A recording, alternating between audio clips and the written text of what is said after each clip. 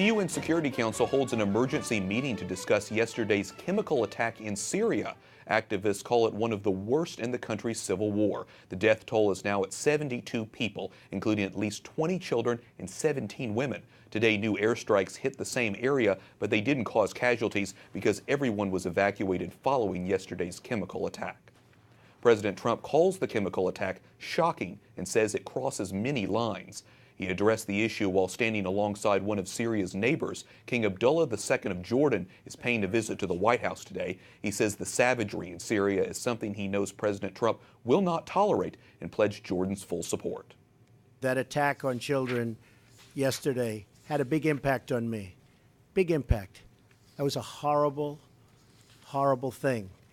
And I've been watching it and seeing it, and it doesn't get any worse than that. President Trump says the U.S. will contribute humanitarian money to Jordan to help Syrian refugees. The two leaders also pledged to eradicate ISIS and work for peace in the Middle East. U.S. lawmakers also condemned the Syrian chemical attack. Florida Senator Marco Rubio and Maryland Senator Ben Cardin agree Syrian President Bashar al-Assad must go.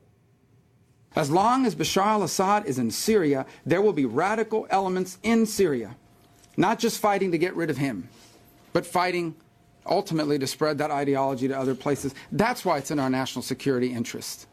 Senator Cardin urged the U.S. to act, adding, "We cannot allow this type of conduct to happen." Joining us now is Blaise Misztal, Director of National Security for the Bipartisan Policy Center. Blaise, President Trump criticized the Obama administration for not being tough enough on Assad. Now it's Trump's term. He's in a similar position. He's called these attacks horrific, unacceptable, but he hasn't indicated how he's going to take action. What are his options? It's good to be with you, Wyatt. I think the question really isn't about options or even outrage, but it's about objectives. What does the United States want to accomplish in Syria? What do we think our interests are there? And I think both the world and the American people are waiting for President Trump to articulate what is he going to want to see happen in Syria. Is it just fighting ISIS? Is it going to be fighting Assad as well? Is it going to be just hitting and running, or is it going to be a longer presence there to build stability in the region? So he has to define that. Can Trump act on his own, or does he need to build a coalition with other leaders? Absolutely. A multilateral approach is always the best approach for the United States, both to lower the cost for us and because it makes it easier to accomplish things on the ground. But I think what we learned from this example is that the United States is still the leader of the world. It's no coincidence that the day after President Trump's administration said that they were not focused on Assad, Assad launched a chemical weapons attack. It's up to the United States to lead and set the example and the objective for the rest of the civilized world to follow. As you know, when it comes to the Middle East, nothing happens to one country without impacting other countries. If Assad was removed from power, who takes over? What happens? That's an excellent question, and that has kept people from wanting to do anything about Assad. But I think starting with the question of what happens to all of Syria is the wrong question to ask. You have to start looking at it area by area. So what are we going to do about the Kurdish north? Can they rule themselves? What are we going to do about Iraq and the territories held by ISIS? What sort of government can take place there? And if you sort of answer this piecemeal question, then you can put that together into a bigger plan for Syria. But you should absolutely not just try to get rid of Assad and assume you're done.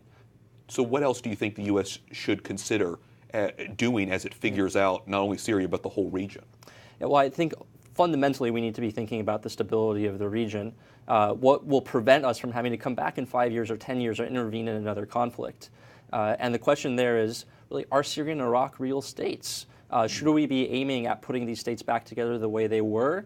Or is there something pathological about that? And we need to think about other configurations, other political models that might be more stable, that might allow repressed minorities like Christians to have a say in their own government that can lead to a much more stable Middle East in the future. Our relationship with Turkey right now is strained because of President Erdogan and concerns with violations there, crackdown on journalists, for example. Do you think we can work with Turkey and be effective? Well, what we've seen thus far is that Erdogan's objectives are a far cry from the United States. And that divergence has actually been to the harm of both us and the people of the region.